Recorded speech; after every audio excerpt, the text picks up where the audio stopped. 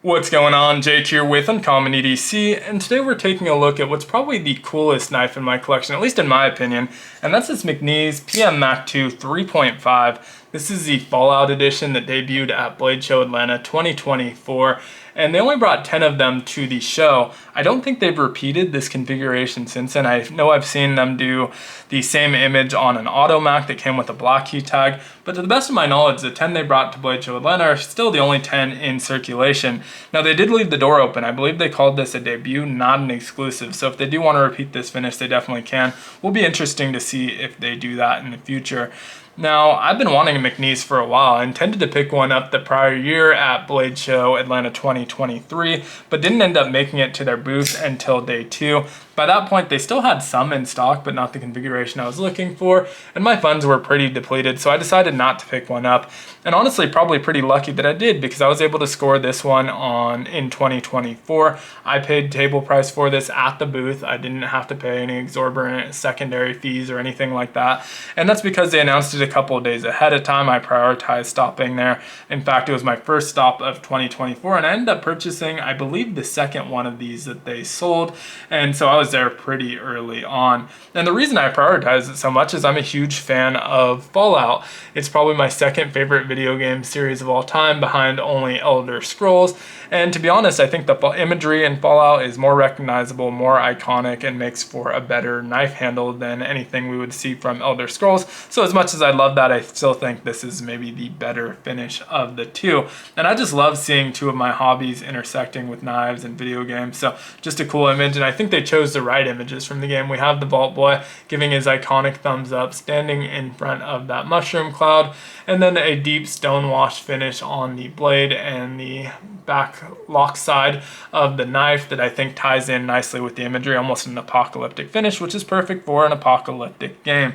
And so I absolutely love the imagery. Obviously, for me, it works. For people who aren't as into Fallout, it's probably going to be a little bit of a miss there. But even without that, it's a badass knife, USA made, overbuilt, high hardness, Magna Cut blade on there, 63 to 64 HRC, which you love to see. So many production companies go with like a 60 to 61 HRC on their Magna Cut, sometimes 62, but you love seeing that high hardness Magna Cut. And so I was super excited about that as well. And outside of the Fallout finish, it's identical to any of your Mac 2 3.5s, as long as you're obviously getting a titanium. If you get other handle materials, they might be a little bit lighter, but same dimensions.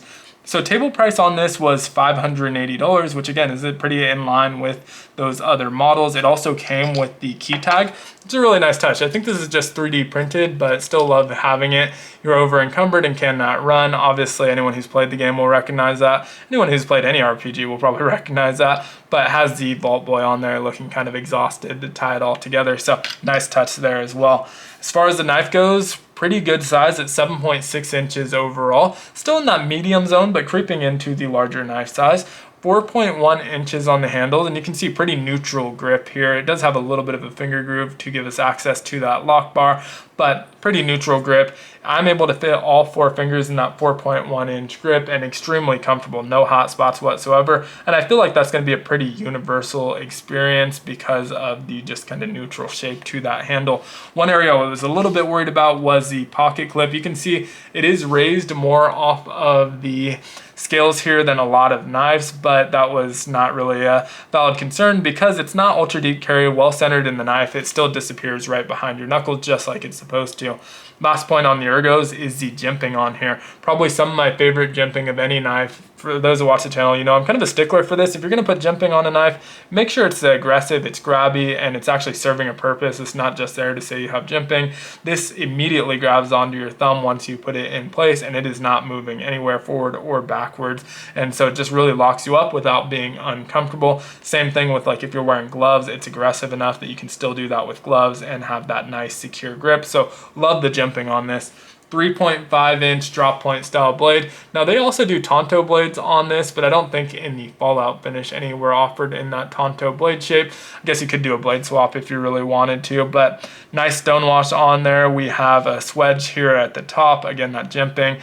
partial flat grind here that gets down to a very thin and slicey edge despite the thicker blade stock on this one. Like I said, this is an overbuilt knife, and you definitely feel that in hand. It's 4.5 ounces, so pretty heavy for a knife this size. And on some knives you would say that might be too heavy, but very well balanced and almost expected on a knife like this because you're expecting that overbuilt quality. And so the weight would feel a little bit off if it were too light, but it's extremely well balanced, feels fine in the pocket, feels fine in the hand. So don't mind seeing that there.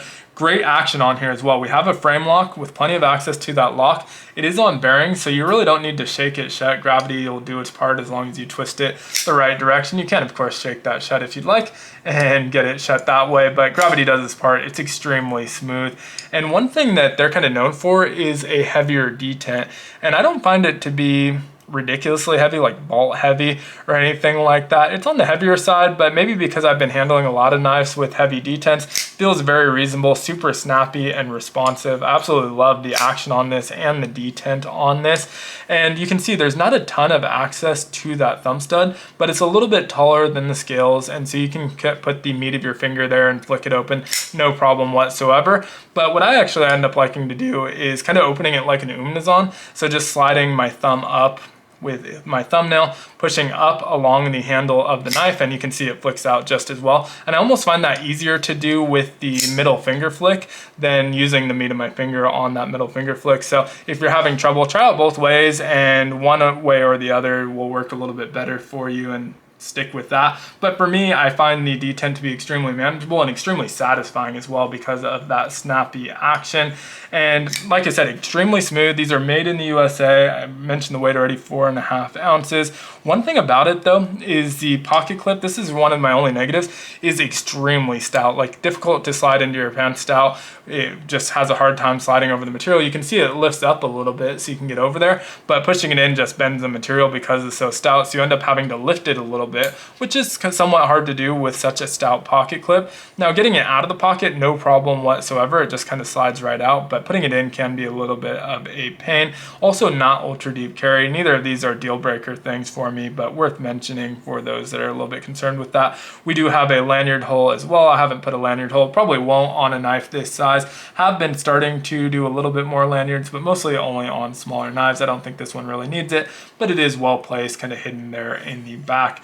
As far as billboarding, we obviously have the image on the scales, but I wouldn't really count that since that's kind of the selling point of this knife. But onto the blade, we do have Mcnees PM on the front.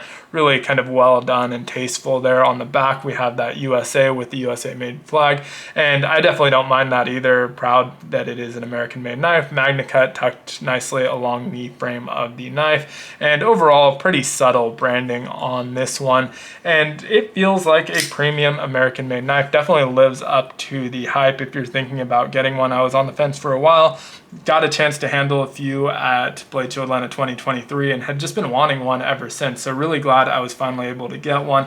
Again, plenty of access to that lock bar. It will kind of drop onto your nail and start destroying it because there's no like flipper tab or anything to keep it from doing that, but that's not really a problem, not something I'm super concerned with. But really great knife. I would love to hear your thoughts on it down in the comments below.